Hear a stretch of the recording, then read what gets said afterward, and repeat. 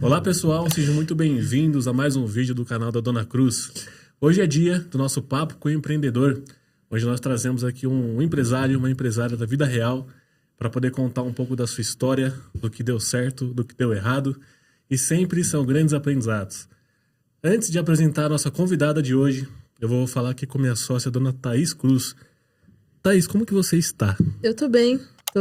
Tá cansativo, né, essa semana, mas... Que semana, cara. Nossa, que semana. Graças a Deus a gente não tá reclamando, mas tá sendo bem cansativo. Tem um feriadão logo aí, né? É, feriado nem me viu, né? A gente tá gravando esse podcast hoje, dia? Hoje é dia 11 de abril. 11 de abril, e esse podcast vai ao ar na última quinta, que a gente não sabe o dia, muito provavelmente. Mas eu coloco lá no nosso Instagram, e vocês já vão estar vendo, no caso, né? É isso. É, quando sair, já Você vai estar já vendo, tá né? É incrível isso, é o poder. Pois é, Thaís, pois é. Pessoal, estamos aqui hoje com Juliê de Matos, que é empresária do mercado imobiliário e também especialista em regularização de imóveis em todo o país. Juliê, seja muito bem-vinda ao podcast da Dona Cruz. Finalmente saiu! Finalmente. Bom. Verdade. Gente, é um prazer muito grande estar aqui com vocês. Falo na vida real e falo também abertamente aqui o quanto eu sou fã do trabalho de vocês. Então é uma honra muito grande estar aqui. Pô, valeu. Prazer demais, muito feliz. Quem tá feliz somos nós, né? Porque já rolamos, acho que foi uns 5 convites, né? Foi, realmente. 5 convites para alinhamento de agenda, alinhamento de expectativa do público, aí não deu, Quando aí você convidou, chove. nem podcast tinha ainda. Não, certo exagero agora.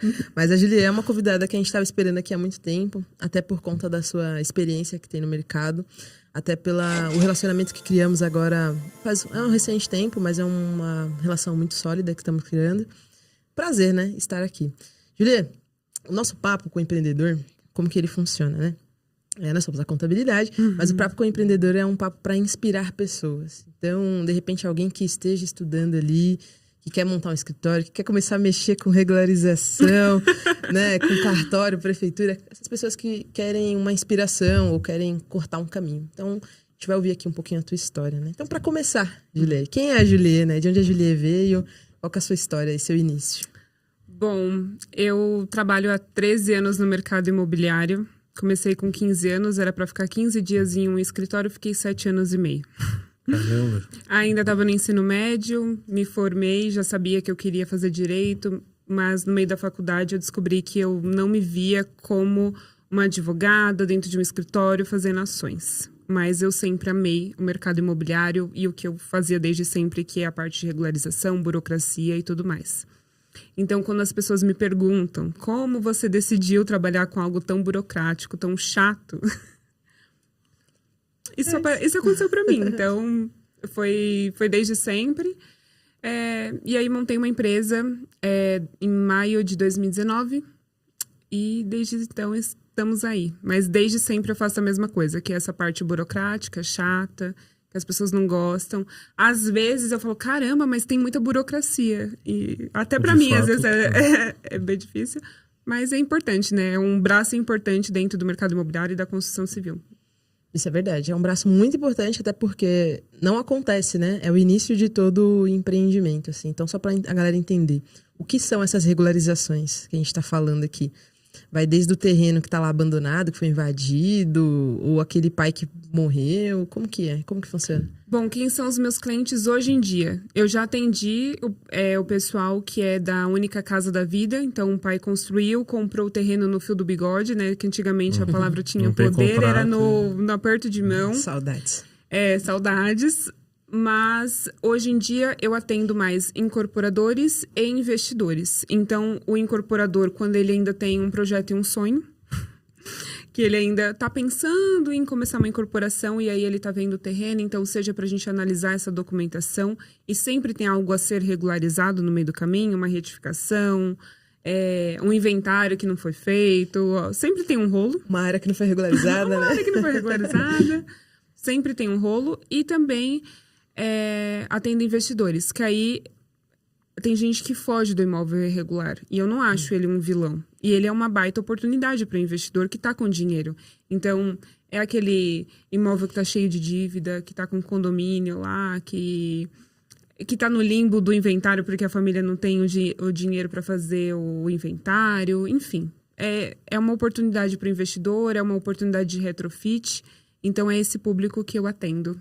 E a Thaís também, e o Felipe também, porque os meus clientes agora eu vou passando tudo para eles, os BOs, junto comigo. É isso aí, tamo junto no BO, né, cara? Tem muita sinergia na nossa área, né? Tem Essa questão de contador brigar com advogado brigar com contador, mas se conversar direitinho, dá negócio. Porque Não, essa e é uma área essencial. Essencial, exatamente. Eu acho que pra gente nunca teve, assim, eu pelo menos nunca tive um problema com advogado, porque eu sempre vi a essencialidade que tem, sabe? Porque é uma coisa complementar. Tudo que a gente faz, a gente precisa estar com um pé ali no advogado, o advogado também pé no contador. E, na verdade, o que são complementos. As áreas se complementam, né? Como você falou das áreas irregulares, pô, quem que vai regularizar talvez ali? Então tem a Cruz que faz isso daí. Então a gente vai se conversando nesse caminho. Já aproveitando esse gancho, qual que é o caso mais bizarro aí que você já teve, assim? Dá pra contar algum? Sei lá, o terreno tava no nome do cachorro, algo desse Dá sentido. pra contar um que eu já tive alguns, assim, e nesse momento até acho que vale abrir, porque é algo que voltou a acontecer com frequência. Agora virou um novo golpe, né? Porque tem o golpe da ação, o golpe de não sei o quê, a gente também tem o golpe do mercado imobiliário.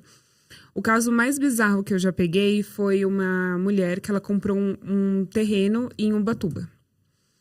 E aí ela me procurou e falou assim, eu comprei um terreno, eu já sei que ele é irregular, e aí eu vou querer regularizar. Falei, tá bom, me passa a documentação. Aí passou muito tempo e ela não me mandava. Ela falou assim, não, eu tô esperando me enviarem. Eu falei assim, mas você já não comprou? Eu já paguei e tal. Eu falei, mas você assinou o contrato? Assinei o contrato, eu vou te mandar. Juro, o contrato tinha 2 páginas. Aí eu falei assim, mas tem matrícula? Não sei, ele vai me mandar. Enfim. Mulher de Deus, o que você fez? Não tinha matrícula, não tinha nada. O contrato que ele mandou era uma rescisão trabalhista. Então, a primeira cláusula falava sobre o imóvel. Então, tinha uma descrição do imóvel. O resto era sobre as horas extras, sobre o que ficou pendente. Era uma rescisão trabalhista. Aquilo era o contrato de posse, de gaveta que o cara tinha do terreno. Aí eu falei assim, olha, eu acho muito arriscada essa compra que você fez, mas você já pagou, né? Vamos puxar. O que a gente descobriu também? Que esse terreno, ele tinha sido vendido para 2 pessoas além dela. Então, na verdade, não era um corretor, porque na parte litorânea de São Paulo, de maneira geral, é extremamente irregular. E, além disso, tem... Eu nem sei o nome que eles chamam disso, mas são pessoas que cuidam desses terrenos e vendem. Ele não é corretor de imóveis, ele não é nada e ele fica cuidando, só que ele também acaba vendendo. Então, e aí deu um trabalhão, aí esse cara arrumou um outro terreno pra ela. Gente, eu sei que eu fiquei com essa mulher, acho que uns 2 anos. E ela era muito cri-cri. E aí eu falava, como que você tá sendo cri-cri comigo e você passou por essa situação? Eu tô tentando te ajudar e eu não consigo fazer mágica. E por que eu falo que isso voltou? Agora, tá acontecendo muito de... eu quero comprar um imóvel, mas esse imóvel não tá sendo vendido por um corretor. É o proprietário que tá vendendo. Vamos supor que o imóvel vale 1 milhão. Aí essa pessoa tá vendendo por 500 mil. Você se interessa, aí eu falo, tá, mas eu preciso que você dê um sinal para eu fazer na proposta, para eu fazer o contrato. E, na verdade, você perde esse sinal porque ele não é o dono do imóvel. E aí já fica o primeiro alerta. Você vai comprar um imóvel? Matrícula. Se a pessoa não tá com o nome da matrícula, às vezes é um imóvel irregular. Então, vamos olhar um contrato de gaveta, né? Vamos olhar o que tem de documentação. Mas tá acontecendo isso com muita frequência, em especial de permutantes.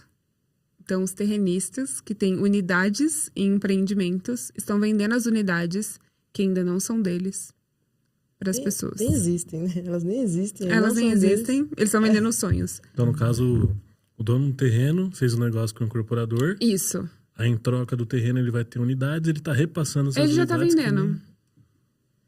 Loucura, né? Pessoal, pra frente, né? Pra frente, pra frente. Bem pra frente mesmo. Eu imagino que deva ter muito golpe nessa área, né? Então, como que as pessoas podem se precaver disso? Não sei se tem como. Tem como. Você falou matrícula, documentação, mas... Eu nos últimos tempos, ganhei um apelido que é Miss Jus Brasil, né? Que eu gosto de puxar a capivara das pessoas. Mas, certo. Claro que isso, as pessoas brincam, mas é uma verdade. É puxar o Boa lastro. notícia, se ela tá aqui, puxou a nossa e tá tudo bem, né? Falei, já te passei meu CPF, eu achei verdade, já te Thaís passei meu ainda CPF, perguntou. só pra saber. Passar CPF pra quê? Nome completo, acabou, né? Nem precisa, não eu pego precisa. pelo CNPJ. Caramba, já já tem passei, tudo. já passei. A Thaís em choque nesse momento. Já passei, deixa eu ver. Mas o que acontece? Claro que é muito na brincadeira que o pessoal começou a falar, não, a Juliet tem que ver se passa pela Juliet. Mas é exatamente isso. É puxar tudo que você pode puxar da pessoa. Então, você vai fazer uma transação, a pessoa tá aqui em São Paulo, tá, mas ela morou em outros lugares nos últimos anos? Então não adianta você olhar só São Paulo. Dá pra saber. E você pergunta pra pessoa. Tem gente que fala, tem gente que não fala. Mas você não fala... Eu nunca morei fora de São Paulo. Você jura que você nunca morou? Eu juro. Certeza, sabendo disso, eu juro. Realmente. Puxar o CNPJ, ver esse histórico desses sócios, caso tenha. Não é a preocupação só com o imóvel, é tudo aquilo que pode recair nesse imóvel. Tem gente que está vendendo porque está à beira de ter um processo de penhora. E aí ele quer vender logo, isso dá uma fraude, essa venda é cancelada, e aí você entra num transtorno. Porque o que acontece? Às vezes a pessoa fala assim, tá, mas se não tá na matrícula, não tem que me preocupar. Não é assim que a banda toca. Não é assim. Esses dias... Se a dívida não está na matrícula... se não tiver penhorado, eu não tenho que me importar. Se não tiver um pedido de penhora. Mas aí a pessoa pode considerar que se livrar logo para não ter que pagar. Pra dar fraude. Então, ela tá vendendo o imóvel. Pra quê? Pra não ter nada no nome. Por conta da penhora. Só que aí, você entra num rolo que não é seu.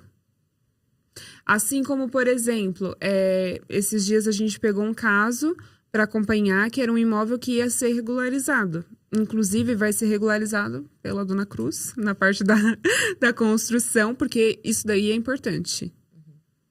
Para mim, deveria ser obrigado... Ó, aqui, vocês podem até fazer isso aqui, é um corte para vocês, hein? Olha pra tua câmera aqui, vai. Imóvel, a parte da construção, a parte de Receita Federal, deveria ser obrigado a fazer com o contador. Cara, isso eu sei fazer. Deveria exigir o registro do contador. Isso. Algo nesse sentido. Algo nesse sentido. Eu sei fazer, já fiz um curso e tal. Eu sei conferir. Ok. Mas não sou eu que faço. Não sou eu que faço. E qualquer cliente que chega no meu escritório, eu falo, isso daí é feito por um contador. Porque ele vai mexer com a Receita Federal. E isso não é um serviço para mim.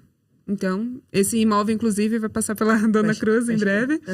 Mas, você olhando na matrícula, você vê que essa pessoa que vendeu, adquiriu esse imóvel através de uma adjudicação compulsória, através de um processo, porque o antigo vendedor, então aí vai fazendo a cadeia sucessória na matrícula, ele tinha muitas dívidas e aí passou-se para ele.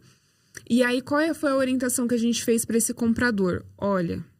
O imóvel, a pessoa que está te vendendo aqui está na matrícula, mas a aquisição desse terreno pelo antigo proprietário não foi tão linear, porque foi através de um processo que o juiz deu, porque ele tinha muita dívida. Então, por 5 anos, essa venda pode ser, né, reconsiderada. Então, no caso, essa venda dele finaliza no próximo ano, em 2026. O nome também seria decadência? Ou seria um outro nome? Decadência e prescrição. Decadência e prescrição. Isso. Então, tem 5 anos para desfazer a venda, né? Para os credores irem atrás dessa venda que foi feita no meio do caminho. Então, é tomar esse cuidado. Não olhar só a documentação. Claro que isso é importante e tudo mais, a gente falando em terrenos, mas também quem são esses proprietários e muitas das vezes quem veio antes até da pessoa que está te vendendo. Porque não necessariamente o problema está com você, mas pode estar anterior, né? Exatamente. Na conta anterior. Caramba. É muito problema. É o que a gente fala, que necessariamente precisa fazer uma consultoria para consulta de tudo isso.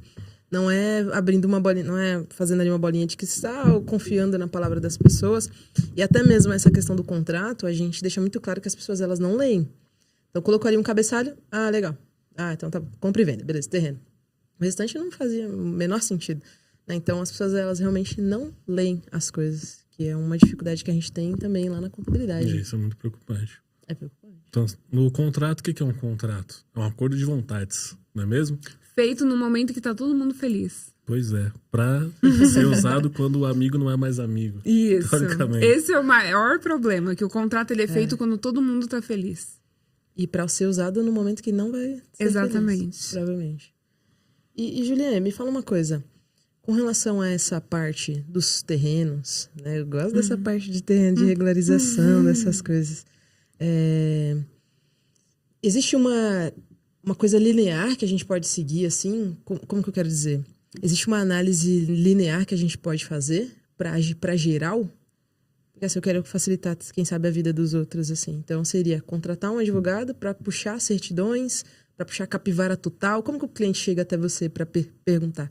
Então, Julia, eu quero ver se meu terreno tá regular. Eu tô comprando um terreno aqui. Isso, eu quero ver se tem algum problema. Aí você já... Aí, geralmente, às vezes, eu sou a portadora das más notícias. Deve ser FBI.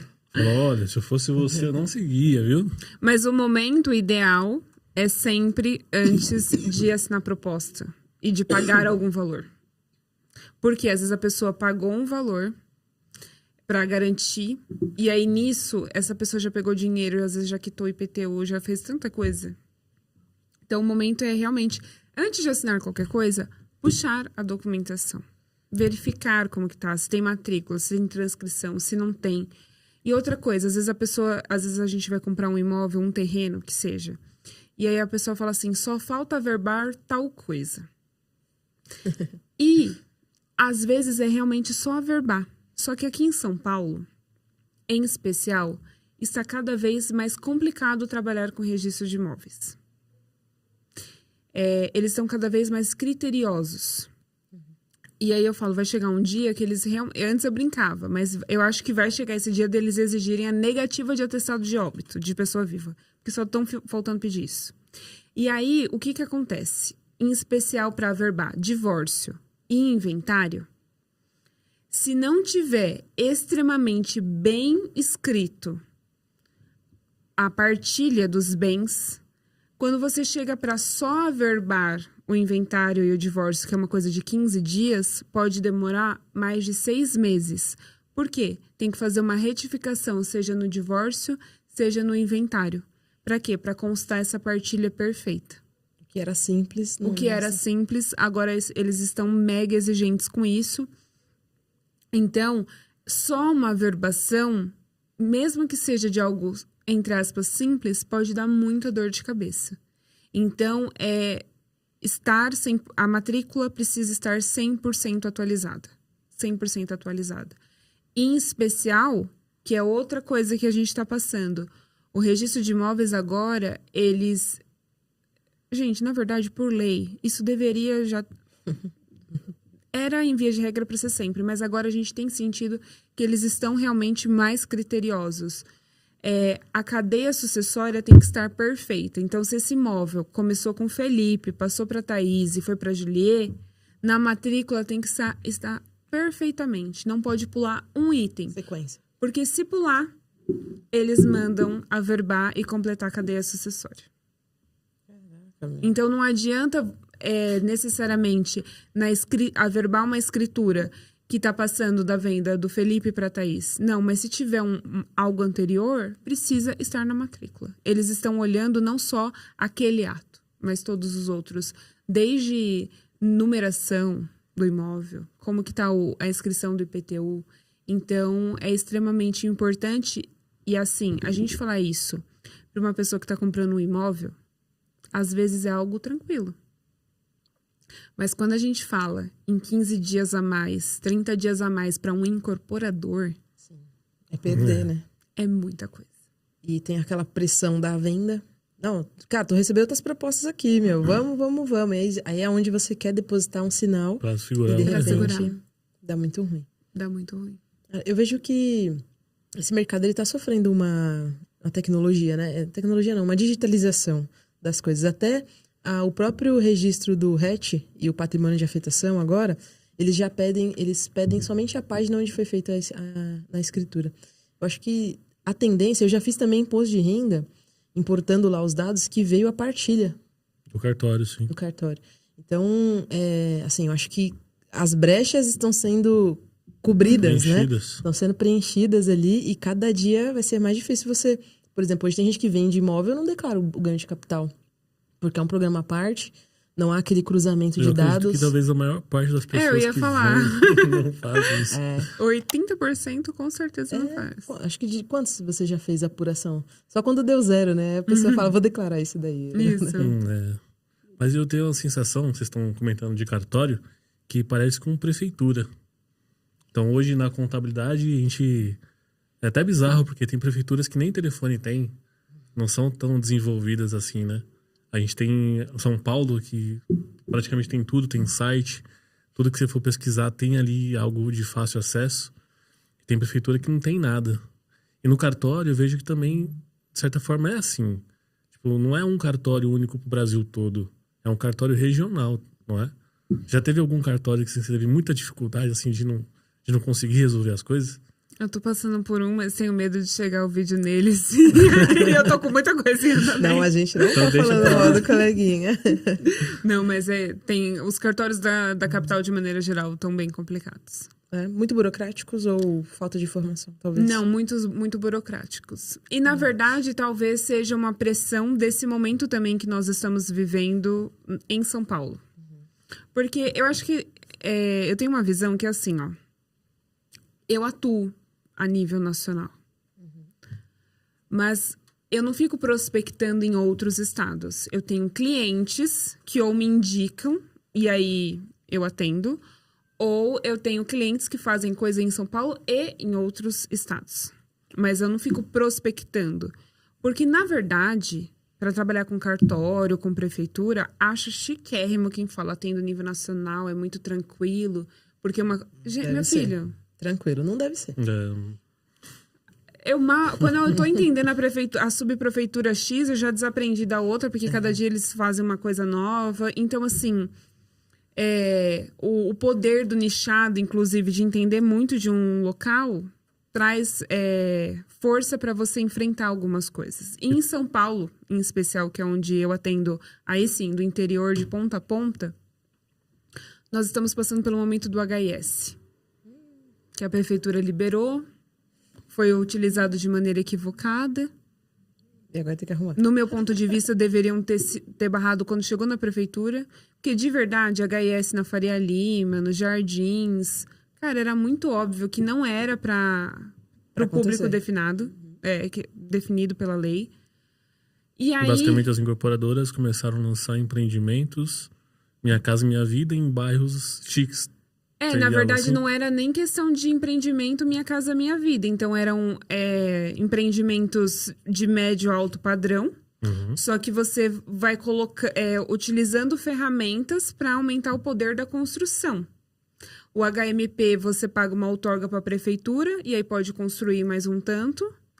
E o HIS, você não precisa pagar, só que você só pode vender para pessoas... Acho que hoje está em 4 mil e alguma coisa o máximo de renda. E aí, foi vendido para investidores, que recebem 40 mil por mês. Que era destinado para as pessoas de baixa renda. De baixa renda. Só que aí, o que aconteceu? Foram se fazendo manobras de como que a gente vai passar essa escritura. E aqui eu tô falando algo que tá público. Foi vários artigos pela internet. Então, coloca que... vai ser alugado para pessoa de baixa renda e consegue passar a escritura. Faz tal coisa para passar a escritura. Só que agora não tá passando escritura. E aí virou um limbo. Porque precisa ser o adquirente, de fato. Por quê? Precisa ser o adquirente. E o investidor tem a renda superior. E aí, como que faz? Tem uma regra de 10 anos nisso, não tem? Tem. Daqui 10 anos eu vou ter bastante trabalho. Amém. 10 anos. Porque vai ter bastante imóvel irregular. Eu vi esses dias, por exemplo, 10 um anos. investidor que comprou, ele tem que ficar no nome 10 anos 10 para que anos. aquele empreendimento saia da destinação Minha Casa Minha Vida. Porque não pode vender. Caramba. Porque a HIS é a habitação de interesse social, então tem que ser respeitado as regras. Assim, quando você compra um imóvel CDHU, por exemplo, tem as regras para essa transferência. O grande problema disso talvez seja que muitas pessoas compraram antigamente e fizeram como fizeram, não tinham controle. Aí as pessoas vão fazer também, porque sempre foi assim. Aí, de repente, digitalizou as coisas. A informação tá mais clara. É o que tá acontecendo muitas coisas na contabilidade também. Né? Essa coisa de eu sempre fiz assim tá ficando perigoso. E ficando algumas complicado. construtoras foram multadas em valores bem, bem salgados Considerável. em São Paulo e muitas pararam tudo. Porque, e agora? O que a gente faz com a HIS se não tá passando a escritura? Coloca a empresa no lucro real, prejuízo, não recolhe IRPJ e... Não, brincadeira. Então, realmente está tendo muito problema com isso. E eu sinto que desde que começou o burburinho, eu senti que os cartórios, eles vão ficando cada vez mais... Burocráticos. Mais burocráticos, mais exigentes. Mas se você parar para pensar que a burocracia, ela nasce de uma má-fé do outro, você começa a entender as coisas porque elas estão tão burocráticas, né? Cada dia tem um golpe novo. Então, antigamente, como você disse, era um aperto de mão, um olho no olho, um café, uma pinga, alguma coisa assim, e falava, vamos junto, né? Tamo junto nessa. Ia até o fim, não, eu dei palavra. Aí alguém fez um golpe, alguém assinou alguma coisa que não era para assinar ou assinou de forma indevida e aí nasceu a necessidade de um cartório, de alguém autenticar aquela coisa, né? As coisas são assim. Mas eu vou falar uma coisa para vocês. Claro que para mim, eu trabalho com a burocracia 24 horas por dia há 13 anos. Então, eu falar de burocracia para mim, para vocês terem uma noção que às vezes eu falo, nossa, mas que burocrático. Então, deve ser porque tá muito complexo. Assim. Em termos, você acha que a burocracia faz sentido se falar? Faz sentido, mas na verdade eu acho que não é tão burocrático. É porque a gente faz muita coisa errada. Eu sou desse princípio também. Não é tão burocrático. É que as pessoas, elas fazem tudo errado. Por exemplo... Jeitinho. Tudo com jeitinho. É a cultura do país. É a cultura do país. Então, por exemplo, fez a venda. Não, vamos lá. Divorciou. O divórcio termina onde se tem um imóvel? No registro de imóveis. A pessoa simplesmente guardou o documento e o advogado falou que ele tinha que averbar. Mas ele guardou porque ele falou, não vou fazer isso agora. Porque é mais um gasto. Exatamente. E aí ele deixa. E é tudo assim, vamos deixando para amanhã. O IPTU. Por que eu vou pagar agora se a prefeitura vai abrir a anistia? E aí eu posso pagar depois, e aí eu faço um parcelamento. Eu não vou pagar agora. E pra que eu vou pagar imposto se eu não preciso da certidão agora? Exato. Uau, eu posso pagar o mesmo valor depois, né? Sem juros de multa. É igual... Esses Vamos dias cortar isso aí. Tem que cortar isso aí, gente. Esses dias eu atendi um cliente que ele estava indignado que ele foi protestado porque ele deve ao IPTU. Aí eu falei, mas eu tô achando maravilhoso que a prefeitura tá fazendo isso. Aí ele ficou em choque. Eu falei, sabe por quê? Porque quem deve IPTU, na grande maioria, não vou generalizar, mas a grande maioria é quem tem dinheiro. Exatamente. Sabe por quê? Porque a classe C e D paga certinho, redondinho. Por quê? Porque eles têm medo de perder aquele bem que foi adquirido de uma maneira assim tão... com esforço. Então, quem deve é quem tem dinheiro. Aí eles ficam bravos. Olha a prefeitura querendo tirar dinheiro da gente, protestando porque eu deixei de pagar. Absurdo. Vou protestar a Não prefeitura. é tão burocrático. Vou processar a prefeitura. Não é tão burocrático. É que você passa tanto tempo arrumando uma coisa pra conseguir chegar... Exatamente. Quando as pessoas me trazem os documentos, gente, misericórdia. É complicado. Até eu entender o que é o que vai com o que, tudo bagunçado, tudo... É isso. Não é tão burocrático. Não quero dizer que a prefeitura é maravilhosa, que é tudo perfeito. Não é isso. Mas se a gente fizesse o nosso papel, não seria tão burocrático assim, não. Acho que se andar pelo menos ali numa linha, de um caminho legal ali, a burocracia ela vai diminuindo um pouquinho, né? Talvez. É porque a gente procura sempre jeitinho. Isso. O jeitinho na construção civil tem muito. Muito. Nossa. Eu acho que o jeitinho começou na construção civil. Não, brincadeira. Os engenheiros são muito criativos, né? São criativos. Inclusive, tava lá na FEICOM e tava falando exatamente isso. O cara, você é contador, como é que eu pago menos imposto? Eu falei, não paga, cara, não paga. Falei, claro, em tom de brincadeira, né, gente? Mas é o que eles querem ouvir, assim, né? Não, eu quero faturar pagar mais e pagar menos. Como funciona? Fala que você tá com um problema bom, cara. Você tá faturando mais, olha só que coisa, E né? precisa emitir nota fiscal pra tudo? Não emite, não. Não precisa. É absurdo, assim, é bizarro a visão. Mas eu não sei se tem um outro setor que seja tão equiparado assim à construção civil. Será que Acho tem? que não. Indústria, eu acho que não também. Tudo que o Estado também é muito burocrático. O Estado burocrático, não. Mas o Estado, ele fiscaliza muito bem as questões do ICMS, então essa compra e venda, eu acho que é bem clara, assim. Aí a prefeitura, que é o que temos na construção civil, já não é tanto. E é isso. E a gente vai penando. É, exatamente isso. A Julia comentou no início do podcast sobre seu início de carreira, né? Passou um tempo no escritório.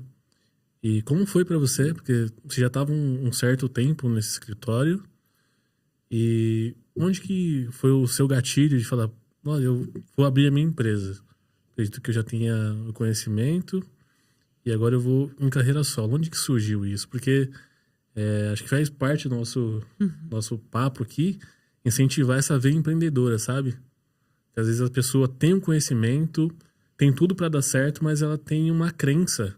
Essa crença às vezes impede a pessoa de querer progredir. Como foi isso para você? Eu tinha certeza que eu não seria CLT para sempre. Isso eu tinha certeza absoluta. E teve uma mudança no escritório onde eu trabalhava, que eu iria para um outro setor. E no dia que me foi oferecido para ir para esse outro braço dentro do próprio escritório, eu aceitei, porque eu não queria sair de lá. Gente, tava cômodo, 7 anos e meio, né? Tá. Entrei com 15 anos, saía de lá de uniforme para ir pro ensino médio e já tinha formado na faculdade. Era muito cômodo para mim. Só que eu aceitei, só que ia demorar uns 4 meses, mais ou menos, até ter essa mudança definitiva. E aí me chamaram para pedir a baixa na carteira, porque iria para esse outro setor. Uhum. E eu tenho a foto desse dia, que eu mandei pro meu pai. E eu falei assim pra ele, nunca mais essa carteira vai ver um registro. Amém. Amém. Feita isso. Amém. Porque meu plano B, se a empresa não der certo, é virar esposa do troféu. Não existe a possibilidade de virar CLT. Não tem como. Mas eu falei pro meu pai, nunca mais vai ver. E eu sabia que eu ia pro outro setor. Mas assim, dentro de mim, tipo, cara, acabou aqui. Aí passaram esses 4 meses... Aí eu falei, cara, não vai dar. Isso realmente não vai dar. E aí, só que durante a faculdade e durante esse meu período, né, com o escritório, eu fazia uma renda extra. Que na época eu não sabia que era renda extra, porque, gente, enquanto eu estava como CLT, eu vivia numa bolha de um mundo, assim, totalmente paralelo. Se vocês me conhecessem até 2019, vocês me odiariam. Porque eu era tosca, sabe? Sem conhecimento, eu era rasa. Eu estava extremamente acomodada. Extremamente acomodada. Mas, em algum momento, alguém falou que dava para ganhar um dinheiro extra fazendo correspondência jurídica. Que antes... Eu não sei como que tá esse mundo hoje, com tanta digitalização. Mas você tirava fotos de processo para outros advogados que estavam fora da localização. Pegava certidões. E eu fazia tanto na hora do almoço... quanto no período entre eu sair do escritório e ir para a faculdade, que tinha lá um período de 2 horas, mais ou menos. Então, eu fazia um dinheirinho extra durante a faculdade. Quando eu saí do escritório, eu já sabia que eu não ia mandar currículo, que eu não ia fazer nada. E aí, eu fiquei como correspondente jurídico uns 6 meses. E aí, eu ganhei muito mais dinheiro do que na época do escritório, fazia meu corre. E eu profissionalizei... Porque as pessoas sempre fizeram isso como uma renda extra. E eu só tinha aquilo, porque eu não tinha clientes. Então, eu trabalhei muito. Deu muito certo. Isso me deu a segurança de que vai dar tudo certo. Confia, porque o medo de não ter o salário fixo... O primeiro... Eu falo assim, ó, quem quer pedir a transição, quem vai sair, é o primeiro mês que assusta. O primeiro dia do pagamento que não cai na conta, te fala, meu Deus, o que eu tô fazendo? E detalhe, eu saí do escritório sem ter me programado financeiramente. Ou dava certo... Bom, eu tinha casa e comida. Falei, se der errado, fome eu não passo nem vou morar na rua. Então... Mas deu tudo mais do que certo. Aí veio o meu primeiro cliente imobiliário, que veio com 6 casos, que era um amigo engenheiro, que tinha uma construtora... E aí eu falei, cara, é isso, vai dar certo. Aí tive a certeza que ia dar certo naquilo. Aí finalizamos 2019. 2020 começou um ano, assim, absurdo pra mim, de muitas coisas. Um movimento muito grande. Eu subloquei pela primeira vez, aí eu tava num coworking. E aí tinha lá meu cantinho. Montei a minha mentoria pra correspondente jurídico, pra quem queria...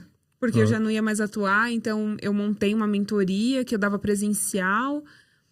Aí veio a pandemia. Eu ia perguntar. Aí veio a pandemia e a gente volta para uma parte muito importante da minha vida, que é a minha avó. Eu moro com ela, cuido dela e eu enlouqueci com medo dela pegar, né? E aí eu parei A de avó trabalhar. tem quantos anos? Hoje ela tá com 85. Quando o episódio for ao ar, é aniversário dela. Se for no dia 24, na quinta-feira, vai ser É a aniversário última dela. quinta do mês. Qual que é o nome dela? Terezinha. Parabéns, dona Parabéns, Terezinha. dona Terezinha. E aí, eu fiquei em choque. Eu falei, meu Deus do céu, e agora? Mas Deus é bom. Eu sempre estudei muito. Eu tava sempre muito antenada em tudo. E eu já tinha estudado sobre LGPD. Então, assim, eu tinha os meus clientinhos do mercado imobiliário, mas não era em grande escala. Tava no meu resto de correspondente jurídico. E aí, eu já tava fazendo um curso de LGPD. Uma amiga virou pra mim e falou assim, ó, eu tô com uma demanda, vamos comigo? E aí foi um período que eu fiquei longe do mercado imobiliário. Não foi por muito tempo, foi uns 6 meses também.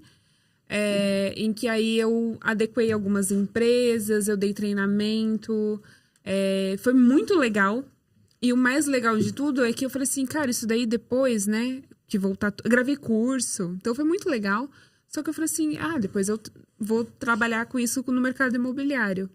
E aí eu fiz curso com a galera de TI, né, para LGPD, porque o direito não tava muito atrás do que a galera de TI.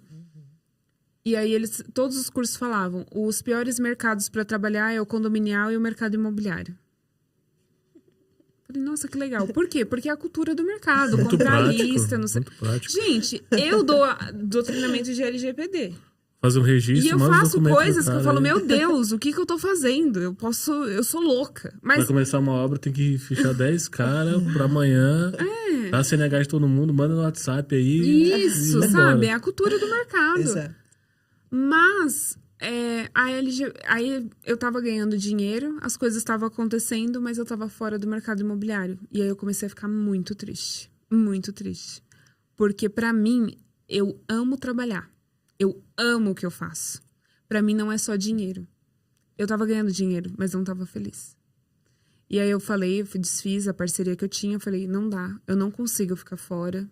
Eu preciso voltar pro meu mundo. Um probleminha maior. Preciso de um problema maior. E aí eu entrava dentro de empresa, cara, aquilo não fazia meu coração feliz. Pouco. Falei, gente, esse mundo não é o meu mundo. Não gosto, sabe? Aqui é tudo muito certo. Sabe, a empresa tem processo. Que ranço disso. Mas aí eu trouxe a LGPD pro mercado imobiliário e aí foi a minha grande volta, com treinamento, dei palestra e tudo mais. A LGPD, ela foi a minha maior força para voltar pro mercado imobiliário. Por quê? Quando eu comecei a falar, ninguém do mercado sabia. E eu tinha uma ótima bagagem. Eu tinha passado pela galera de TI, tinha do direito, eu tenho pós-graduação em LGPD. E aí foi a minha volta, e aí não saí nunca mais. Isso foi 2021. O olhinho tremendo. Eu não saí nunca mais do mercado imobiliário. E aí eu voltei, assim, com mais força. Eu tive esses pequenos períodos longe, mas por isso, porque eu não tinha cliente, veio a pandemia. Mas deu tudo mais que certo, graças a Deus. E a vozinha passou na pandemia. E Passou na pandemia, Amém. eu queria passar álcool gel em tudo.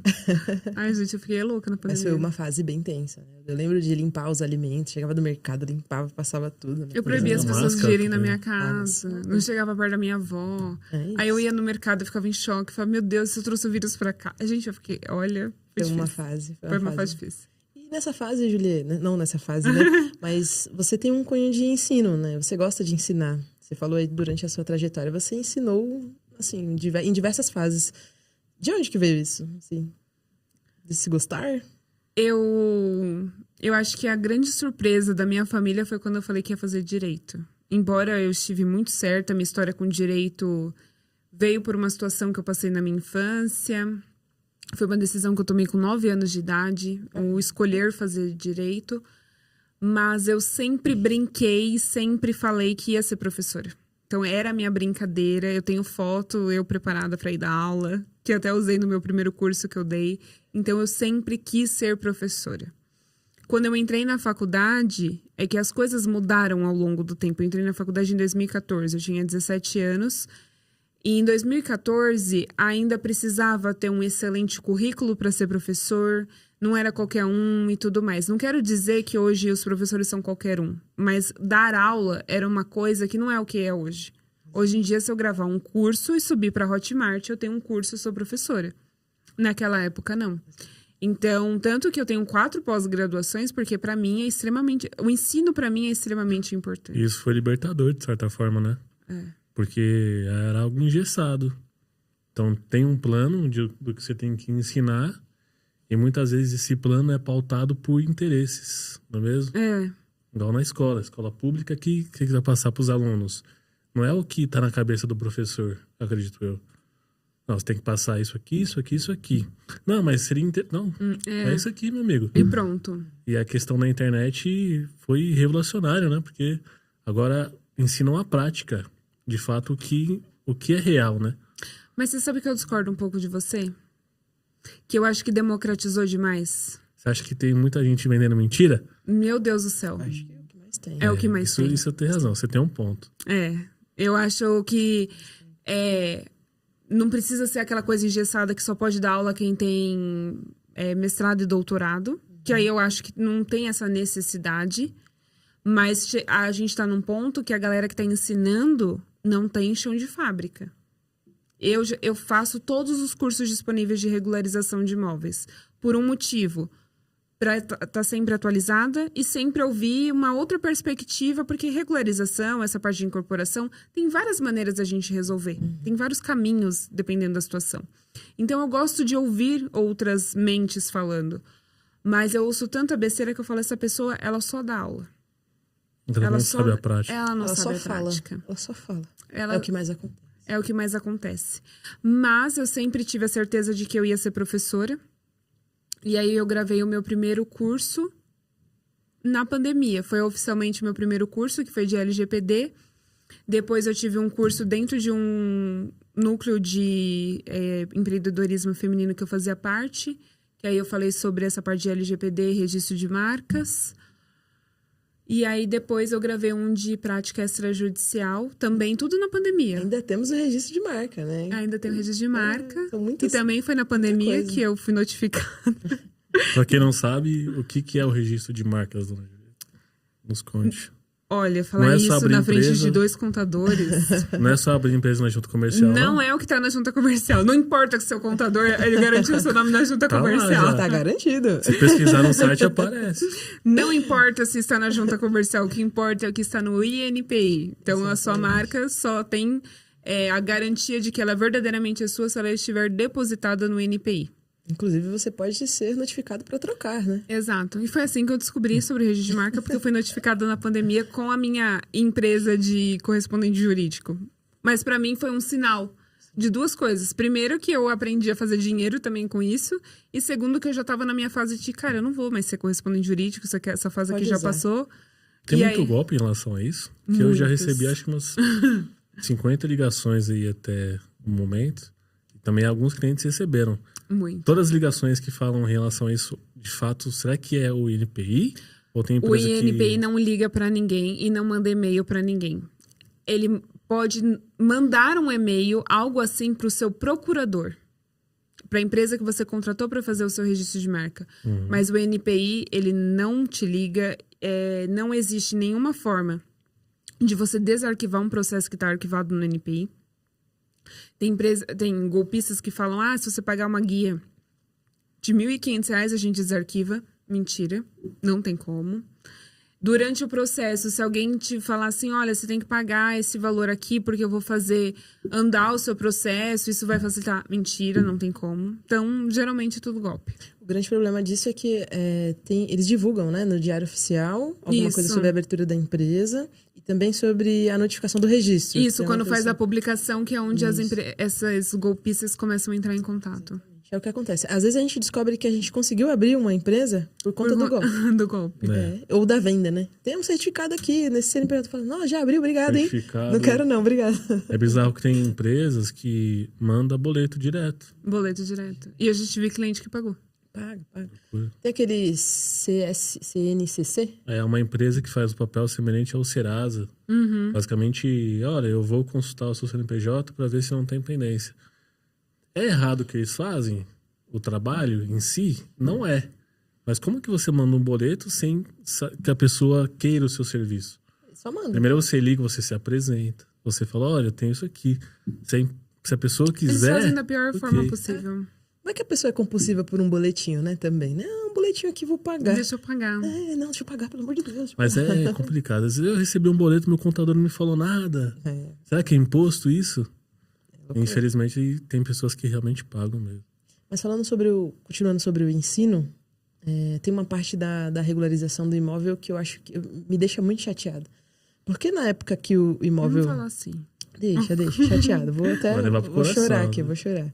É uma dor que tá aqui, latejante no meu peito. Você vai falar de dor, você que tá assistindo tá aqui. Você ainda não curtiu o episódio, ó, meu amigo. Manda aí pro seu amigo, pra sua amiga que faz parte do setor imobiliário, pra nos acompanhar. Se você ainda não é inscrito no canal, se inscreva. Antes que a Thaís possa falar da minha fato dor. Que está lhe incomodando. Se você não curtir, talvez você receba um boleto. A Thaís vai se vingar, porque eu falei que não importa o que tá na junta comercial, agora ela vai falar da minha parte. Entendeu? Não, importa sim, não, brincadeira. Mas eu tenho uma parte que eu fico muito triste, muito triste. Tem um montão de especialistas de regularização de obra hoje. INSS realmente. De obra. Coloca no Instagram, lá. Meu Deus do céu. Tem um montão. Na época que era a DISO, na época que era outra forma de fazer, não tinha. Agora que o sistema faz tudo, tem um monte. Não tirando, não desmerecendo o trabalho que essas pessoas talvez organizem e façam ali também. Mas é como você falou, democratizou demais para uma pessoa que ela não tem experiência. Ela não faz aquilo, ela fala sobre aquilo, mas ela não faz aquilo. E aí eu acho que é onde o ensino, essa essa liberdade de expressão teria que acabar. Essas pessoas não poderiam... Não, brincadeira. Mas tem, de certa forma... Eu Você concordo cancelada com o nesse episódio. Democratizou demais. Eu ensino. E tem pessoas que não deveriam estar fazendo o que estão fazendo. Mas acho que se a gente olhar do ponto do cliente, tem que saber escolher realmente quem é de verdade e quem não é. Acho que esse é o grande ponto. Sabe? É que é difícil, porque os que não são, eles acabam... Parecendo ser. Parecendo ser.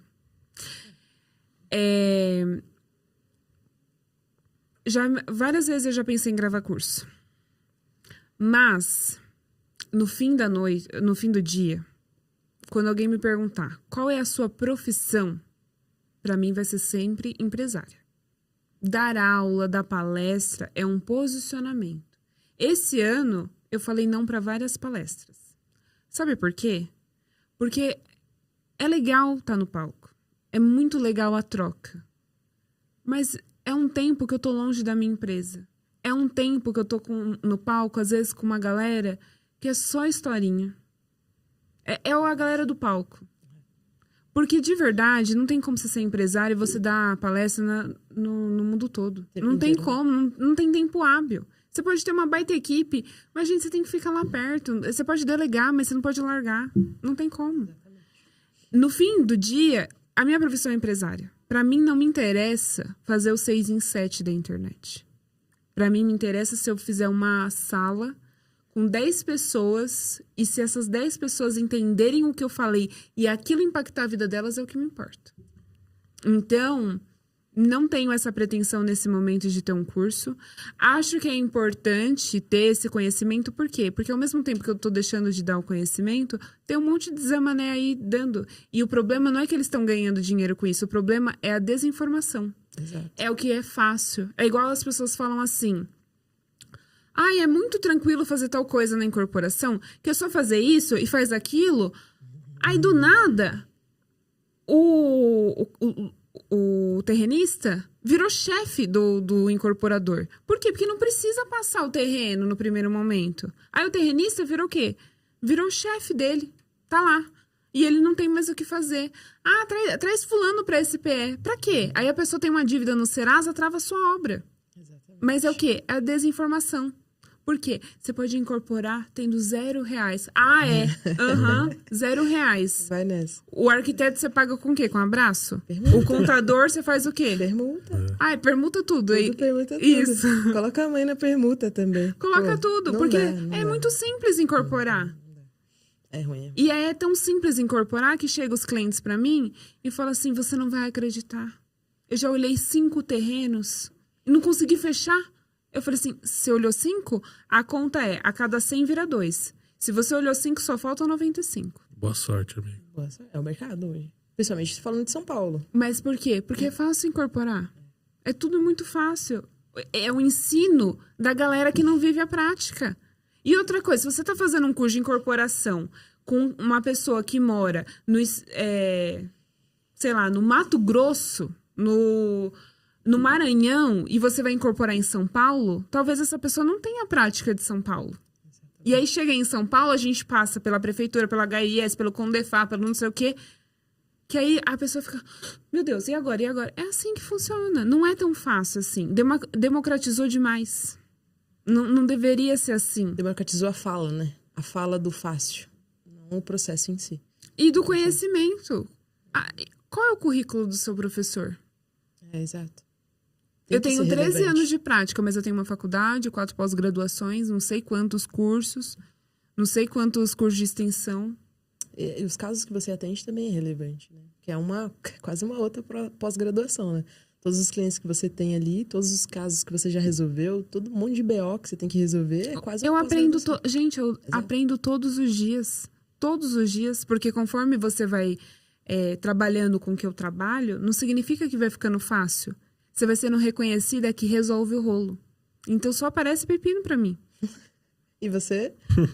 E Queria nesse mercado, queria estar nesse mercado. Eu sou feliz nesse mercado. É isso. Porque é um desafio. Se a gente passar a vida toda fazendo o que a gente já sabe, É isso. é cômodo, né? É cômodo. Tem que arrumar um negocinho pra ser diferente. O problema é, se você quer problema, pode vir pro mercado imobiliário, porque tem problema. Nossa, aqui é o que mais tem. Mas tem problema. Julia, você faz parte hoje da R496, a Incorporação de Mulheres, né? Você também falou que fez parte de um outro grupo de mulheres também. Como que é isso pra você, assim? Você tem essa veia mais... não feminista no sentido ruim, né? Que estão colocando as palavras aí, mas essa veia feminista, você gosta de fomentar esse mercado? Como que é? Mudei de 900 graus, assim. Gente, pra mim, profissionalmente falando, é muito complexo estar em grupos de mulheres. Sério? Por que, Julie? Porque uma pessoa que trabalha há 13 anos no mercado... Lidando mais com os homens? Com os homens. E aí você automaticamente, sem perceber, você se torna... Não é que você se torna um personagem, mas você tem um comportamento que é a prática. Então você é mais prática, você não é tão sentimental, você é muito objetiva. E quando você tá num grupo de mulheres, isso muda. Por quê? Porque é da própria natureza da mulher. E eu vivi isso com a Thaís esse ano. A gente foi num network de mulheres que não era do nosso mercado. Eram com mulheres. E magicamente a gente ficou muito perto uma da outra naquele dia. Vamos porque ficar aqui, é né? muito diferente do meu dia a dia. Mas, ao mesmo tempo... E aí eu falo que eu sempre tive esse privilégio... e eu só descobri depois do R496 é que a minha vida profissional, graças a Deus, ela foi muito linear. Então, enquanto os meus amigos da escola estavam pensando o que eles iam fazer pós-ensino médio, eu já trabalhava no ensino médio. Eu achei que o meu primeiro emprego ia ser vendedora de shopping. Por quê? Cara, onde eu vou mandar currículo? Aí vai terminar aqui a escola em dezembro, eu já vou mandar currículo para a operação de Natal. Eu já estava trabalhando, já trabalhava 2 anos. E eu compartilho da mesma visão que você. Quando você começa a sua faculdade e você já trabalha na área, parece que você está uns 10 anos na frente das pessoas. Exato. E melhor ainda, eu já sabia o que eu queria fazer da faculdade. Então, assim, eu não tive essa pressão no ensino médio. E aí eu trabalhava no escritório, eu passei no escritório, fiquei lá. Aí, por mais que teve o perrengue de não ter o cliente, precisei sair, teve pandemia, mas tudo foi dando certo, eu fui trabalhando. Então, eu não senti na pele o preconceito que as mulheres falam, os homens daí em cima que as mulheres falam. Eu não tive isso. E eu sei que hoje, depois do R496, que eu ouço tantas histórias, que isso foi um privilégio de certa forma. Sim. Qual o preconceito que eu tenho e tenho às vezes até hoje? A idade. Claro que agora eu já não tô ficando mais tão jovem, né? Em maio agora eu faço 29. Nossa, que dureza, né? Mas os meus clientes são muito mais velhos do que eu. Então você, às vezes, chegar numa sala de reunião que tem 6 caras, você, mulher e mais jovem, às vezes isso dá um impacto. Mas eu sempre tirei de letra, porque eu sempre fui também casca grossa, assim. Então, foi um privilégio. Mas quando eu ouço de mulheres que legal ver você à frente de um projeto, que isso possa abrir portas, que isso possa... que mulheres possam ser ouvidas, que... Eu falo, é isso. É isso. Pra mim não é que é ruim, mas é porque foge, né? Porque os meus clientes, 95% são homens, os parceiros são homens. Então, é fora da minha zona de conforto. Tá certo. Faz parte de uma natureza que você não convive tão diariamente ali, né? Exato. Eu também partilho disso. Eu trabalhei sempre com muitos homens. Tá aqui o meu parceiro de 10 anos, né? 10 anos. A gente se conheceu em maio de 2015. É bastante. E mês que vem são 10 anos. Bodas de... É um casamento, né? Então você tem realmente essa praticidade, que os homens são muito práticos, né? Para muitas coisas. Então você acaba misturando um pouco dos mundos. E, Julia, explica só o que é o R496, porque a gente falou aqui uma sigla e o pessoal não entende, mas o que é? É a primeira incorporação 100% desenvolvida por mulheres. É um prédio no Butantã, em São Paulo, com a assinatura da Triptych, que fez o Rosewood, que fez a Vila Olímpica, agora das Olimpíadas. E tem a chancela da ONU. Nós somos em 6 sócias, cada uma no seu setor. Todas elas já trabalhavam com o que trabalhavam. Uma responsável pela venda, uma engenheira. Eu com a parte de documentação. A Mari e a Andressa na parte da incorporação. E o nome é porque R é da Rua Reação e 496 é um número perfeito. E aí, claro que quem trouxe esse nome foi a Mari, porque eu sou de humanas e eu jamais ia chegar no número matemático perfeito, mas são poucos os números perfeitos e 496 é um. E aí ficou. Mas só na verdade, você só se tornou sócia porque você também nasceu em 96, não é? Eu nunca tinha pensado nisso, mas agora eu vou falar que sim. É um bom discurso, né? É isso. Eu também. Estamos juntos. Ele só investiu por conta do 96 também. Isso, claro. Se fosse 95... tem um investidor do R496 aqui. Olha só. É isso. Estamos juntos. Ansioso pelo andamento do projeto, né? Mas é isso. Julia, na sua trajetória, você teve vários desafios, aí tem a vida particular que a gente não pode esquecer, né? Porque a gente vive isso. Qual foi o maior desafio, assim, que você teve durante a sua carreira empresarial, cara? O momento mais difícil... E eu vou até contar uma coisa pra vocês que vocês não sabem. Boa, gosto de fofoca. O momento mais difícil da minha vida foi o ano passado. E eu percebi que as coisas não estavam dando certo, que realmente eu não estava bem, no dia que eu fui no escritório de vocês a primeira vez. Sério? Sério? Por quê? Mas tem um contexto. Agora eu fiquei chateada. Não, mas é porque pra mim foi tão marcante, porque eu lembro o momento que eu assumi que eu não tava bem. Boa. O que acontece? O ano passado, eu perdi o meu tio. Eu não tinha perdido ninguém depois de ter ficado adulta. Eu tinha perdido Claro, morreram pessoas próximas, mas assim... Eram próximas. Eu perdi meu primo quando eu tinha 9 anos. E perdi o meu tio ano passado, depois de adulta, tendo uma empresa. Meu tio, que era filho da minha avó, que eu cuido dela, que era o melhor amigo do meu pai. E meu tio, que era meu tio e que era muito próximo de mim. E eu engoli o meu luto para dar força para minha avó e para o meu pai. Eu engoli o meu luto porque eu tinha uma empresa com clientes com negociações quentíssimas na mesa e não adianta falar que a minha equipe ia fazer, porque era eu que precisava. Então eu engoli o meu luto e fingi que estava tudo bem. Menos de um mês da morte do meu tio, teve a live de lançamento do R496. E naquele dia, parecia que eu tava... Deus me dopou. Porque eu tava sorrindo, eu tava... Mas por dentro eu tava em pedaços. E eu fui seguindo, cumprindo a agenda. E aí, no dia que eu fui no escritório de vocês, antes eu tinha gravado um podcast, mas eu já não tava mais aguentando ser forte. E gravando aquele podcast, não foi ao ar, mas eu chorei muito. Porque ele me fez alguma pergunta sobre a minha vida, e aí eu comecei a chorar. E aí, no dia que eu cheguei no escritório de vocês, eu fiquei um tempinho na recepção, eu cheguei antes, até pra eu me recompor, que eu tava muito... Eu tava totalmente destabilizada naquele dia.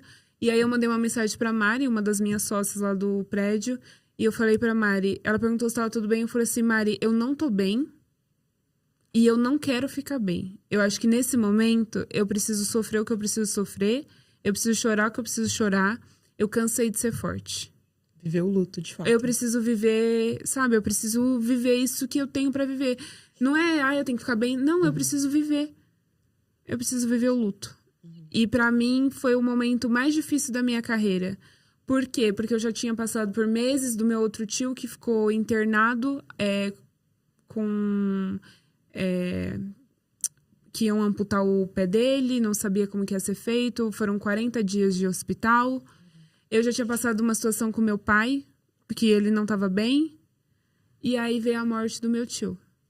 E aí eu continuei fingindo que eu tava bem. Um montão de coisa. 3 meses se passaram e eu lá fingindo que tava bem. E eu não tava bem. Então, pra mim, foi o momento mais difícil. Por quê? Porque ter desafio na empresa é normal. Ter picos de, às vezes, não tá muito bem faturando, porque, às vezes, a gente resolve mudar o nosso processo e aí a gente demite cliente, a gente muda o nosso posicionamento e isso pode mexer no faturamento da empresa. Isso é normal. A reestruturação, você expandir e as dificuldades da expansão é normal. Mas quando envolve a sua vida pessoal... Tem como segurar. Isso foi o momento mais difícil da minha carreira. Ter que viver o luto com uma empresa andando. Com uma empresa em expansão, né? Tava em plena expansão. Um prédio para ser lançado. Você fazendo uma reunião ali de parceria com a gente. E fez uma super reunião. A gente fez uma super reunião nesse primeiro dia. Te convidamos pro podcast naquele dia. Não, e eu falando pra vocês, não, porque eu tô com uma ideia, eu quero vocês aqui. E porque eu fui pra reunião, eu tava vivendo a vida profissional, tendo ideias, não sei o que, só que assim... E ao mesmo tempo, despedaçada. Caraca. Então, pra mim, o ano de 2025, de 2024 foi o pior ano da minha vida, assim, sem dúvidas. Mas porque a minha família não tava bem. E ter perdido meu tio me desestruturou completamente. Pô, que história. Você viveu o luto e deu tudo bem. E certo. Muita gente não percebeu absolutamente nada. Porque eu tava sempre cumprindo o que precisava cumprir. É que é uma parte meio sinistra do empreendedorismo, né?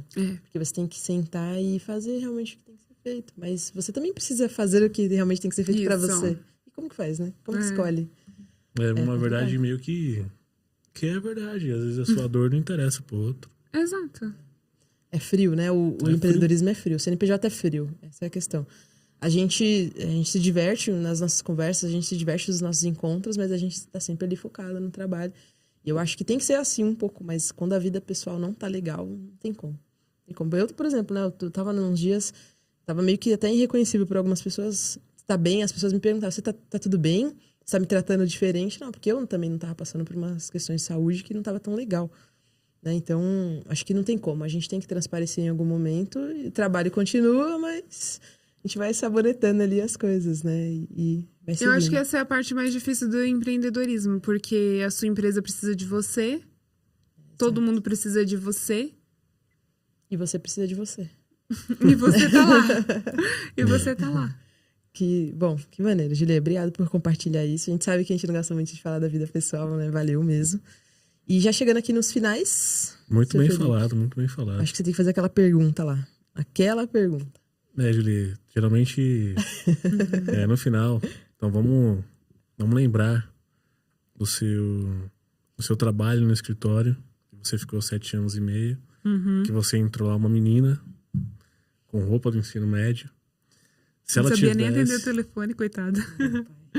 Ligou, fala. Alô? Gente, eu deixei acabar a sulfite do escritório. Você deixou acabar o sulfite? Por E quê? naquela época era sulfite. Gente, na minha casa, um pacote de 500 folhas dava pro ano inteiro. E lá tinha um pacote, eu falei, cara, isso dá pra muito tempo. Eu deixei acabar a sulfite, porque eu não sabia que gastava tanta folha assim. E sobreviveu anos lá, né? Exato. Era uma boa funcionária. Brigou com todo mundo. Para de imprimir, gente. Vamos lá, coloca 2 telas aí. Olha as árvores. Olha as árvores. Tem que ser um empreendimento sustentável, né, gente? Exato. Vamos supor que a Julie do passado estivesse na sua frente aqui. O que você falaria pra ela? Uma dica, 2 dicas, do jeito que você quiser. Uma dica Então, pra Julie? com sua cabeça de hoje, o que você falaria pra Julie do passado? Fala, Julie, cuide disso, não faça isso, não faça isso. Abre um CNPJ mais rápido. Olha, se eu pudesse falar uma dica pra Julie do passado, eu falaria uma coisa que a Julie do presente usa muito. E aquela Julie tinha medo. De segue a sua vida, fiel aos seus valores e não se justifique pra ninguém. Muitas das vezes, a Julie do passado, e às vezes a Julie do passado que eu digo mês passado, às vezes, com medo do que vão achar, com medo de se posicionar, com medo de perder uma parceria, porque talvez esse parceiro vai me trazer muitos clientes, mas se ele não estiver alinhado com os meus valores, pouco me importa os clientes que ele vai me trazer. Então, seguir os valores, independente da circunstância, daqueles valores que são os primordiais, e não abrir mão disso, não tem como dar errado. Só seguir. Não tenha medo. A gente vai fechar muitas portas quando a gente se posiciona. E tá tudo bem. Vai ter gente para fazer negócio com aquela pessoa e vão ter outros tipos de parceiros e clientes para você. É isso. Exatamente. Pô, dica de milhões. Sério, de verdade. Porque eu acho que vale muito. Vale muito no mercado, qualquer mercado. Pra vida isso tem que ser levado. Porque não adianta. Não adianta. É você que vai deitar ali a cabeça, é você que vai ter que conviver com essa pessoa que não tá alinhada com você. Isso te desalinha. Isso te faz entregar de maneira diferente, então valeu mesmo. E a vida pessoal, ela não tá longe da vida profissional. Se o cara ou a mulher trai o marido ou a esposa, por que ele não vai te trair profissionalmente? Cara, ele dorme com aquela pessoa. Ele diz que ama, né? Ele diz que ama. Se o cara... E outra coisa, tudo é o jeitinho, tudo... Vamos sonegar um impostinho, vamos não sei o quê... Não fala pra fulano, não fala pra ciclano. Tudo na sabonetada. Você é o próximo sabonete. Você é o próximo. E outra coisa, sabe aquela pessoa que é assim, ó... E os meus clientes, sabe? Eu tô com vocês. A gente tá num grupo de network que quando alguém me pergunta, é a Thaís, é o Felipe. É com eles que eu faço negócio. Ah, mas eu sou contador. Então, a menos que eles me deixem na mão... que eles compliquem algum cliente, eu já tenho essa parceria. Se eu sou uma pessoa que eu tô com vocês na parceria e tô com outro, a qualquer momento vai ser substituída. É a conveniência, né? Vai no ser momento substituída. mais conveniente, eu troco. Se eu tô com vocês, se eu falei que vocês são meus parceiros, e outra coisa, quem tá comigo, e vocês sabem, tem uma oportunidade aqui, vamos fazer, eu entrei nesse lugar aqui, eu achei legal, vocês não querem ir comigo, eu vou abrindo portas. Por quê? Porque quando eu tô junto de verdade. Mas se eu não tô junto de verdade, daqui a pouco eu sou trocada também. Então é isso. Segue a vida, fiel aos seus valores, não se justifica. Se você tá com aquele posicionamento, você não precisa se justificar. Aquilo tá certo pra você e tá tudo bem. Exatamente. Boa, Julie. Deu aula, cara. Muito obrigado por você estar aqui. Se você quiser deixar algum recado ou quer fazer alguma venda da sua empresa, fala sobre os seus negócios, fala sobre o que você entrega, fique à vontade. Agora para aquela câmera ali. A câmera 2 é sua. Bom, eu quero agradecer o convite. Foi uma honra estar aqui com vocês. É uma honra poder chamá-los de parceiros, de amigos. Eu e a Thaís. Mais a Thaís, viu, Felipe? Você não... Eu e a Thaís, a gente troca memes. Não vou levar pro coração, reclama a tá vida. tudo bem. Mas, bom, quem precisar de... 10 anos é quase um casamento. É a mesma pessoa, É né? quase a mesma coisa. Mas quem precisar resolver rolos, porque eu acho bonito falar que trabalha com regularização. Gente, eu resolvo rolo documental. Rolos. Geralmente ninguém me fala um contrato. Não, é na hora que tá no rolo, é onde lembram de mim. Sim. E contem com a JMob. Nós atendemos a nível nacional. É isso. Mas estamos fisicamente em São Paulo. E é isso, gente. Meu Instagram é Julie de Matos, com 2 T's. Boa, vou deixar todos os links aqui embaixo, da Julie, da empresa dela também. E para você que está buscando ter uma regularização bem feita, resolver um rolo. Resolver um rolo, né? Um rolo. E regularização de construção tem que ser com o contador, com a Dona Cruz. Por favor, é isso, gente. INSS de obra, é isso. Faça isso com a Dona Cruz. Se você não segue o nosso canal, siga o nosso canal. Se você gostou desse episódio, curte. Se você não segue a Julie, pelo amor de Deus, segue, porque ela também tem uma veia de influenciadora lá. Ela faz uns vídeos bem legais. E é isso, galera. Muito obrigado. Muito obrigado. Até o próximo vídeo e tchau. Até mais.